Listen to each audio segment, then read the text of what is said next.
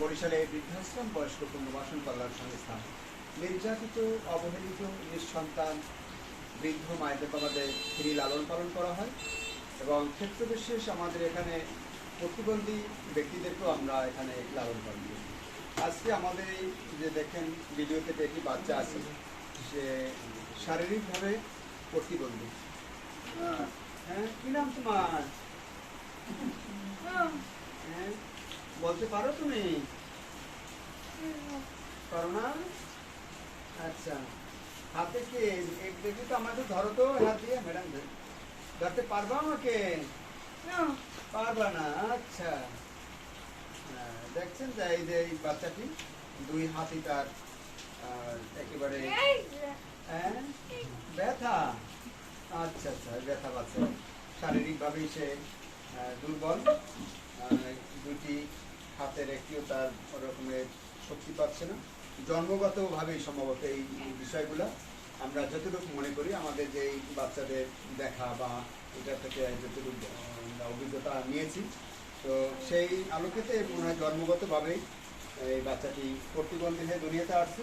আজকে আমাদের এই বাচ্চাটি বরিশালের সমাজসেবা অধিদপ্তর থেকে আমাদের বৃদ্ধাশ্রম বরিশালে কাউনিয়া হাউজিংয়ে পাঠিয়ে দিয়ে দিয়েছে। আর আমি মোহাম্মদ শাফাত হোসেন, এই বৃদ্ধাশ্রমটির প্রতিষ্ঠাতা এবং পরিচালক। তো ম্যাডামের মুখে আমরা একটু শুনতে চাই যে বাচ্চাটি কিভাবে ওনারা আমাদের এখানে পৌঁছে দিয়ে গেল এবং কিভাবে তারা পাইল। একটু প্লিজ ম্যাডাম একটু বলেন। আমি কামরুন্না রিভা, শিশু সুরক্ষা সমাজকর্মী, কর্মরত আছি জেলা সমাজসেবা কার্যালয় বরিশালে। আসলে আমরা ওর একটা নাম দিয়েছি, ওর নাম হচ্ছে আঞ্জুমান। যদি ও নাম বলতে পারে না, তাই আমরা ওর একটা নাম দিয়ে দিয়েছি। ওকে পাওয়া গেছে বরিশালে হচ্ছে যে স্টেডিয়াম আছে, আব্দুর রব সাইনিয়াবাদ স্টেডিয়ামের নির্মাণাধীন যে নতুন ভবন, ওই ভবনের 5 তলায়। তো যে ওর 5 তলায় রাখার পরে পাশে এক যে দর্শনার্থী, সে এক আপু দেখতে পেয়ে 999 এসে ফোন দেওয়ার পরে থানা থেকে আসলে তারা উদ্ধার করার অনেকক্ষণ চেষ্টা করার পরে তাকে উদ্ধার করে থানায় নিয়ে যাওয়া হয়। এরপর হচ্ছে আমাদের প্রবেশন অফিসার জনাব শ্যামসন গুপ্ত স্যারকে জানানো হয় শিশুটার ব্যাপারে, এবং স্যারের নির্দেশক্রমে আমরা থানায় যাই। থানায় গিয়ে ওর সাথে কথা বলার চেষ্টা করি, কিন্তু ও আসলে কথা বলতে পারে না। আর ও নিজে হাঁটতে চলতেও খুব কষ্ট হয়, ওদেরকে ধরে হাঁটা চলা করা লাগে।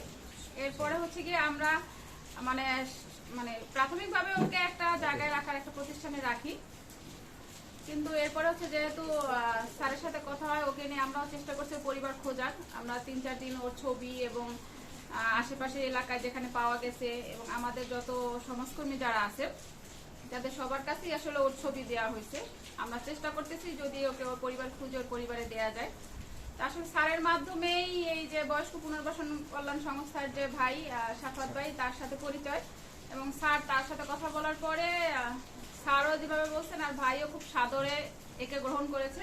তা আমরা আশা করব যে আমরা যতদিন ওকে মানে ওর পরিবারে ফিরিয়ে দিতে না পারি, আমরা ভাইয়ের তত্ত্বাবধানে দিয়ে যাব এবং আশা করব ভাই ওকে সুন্দরভাবে মানে ঠিকভাবে রাখবেন, এটাই কামনা করি। আর আপনিও আমাদেরকে সহযোগিতা করবেন আসলে যাতে আমরা ওর পরিবারে ফিরিয়ে দিতে পারি। ধন্যবাদ আপনাদের।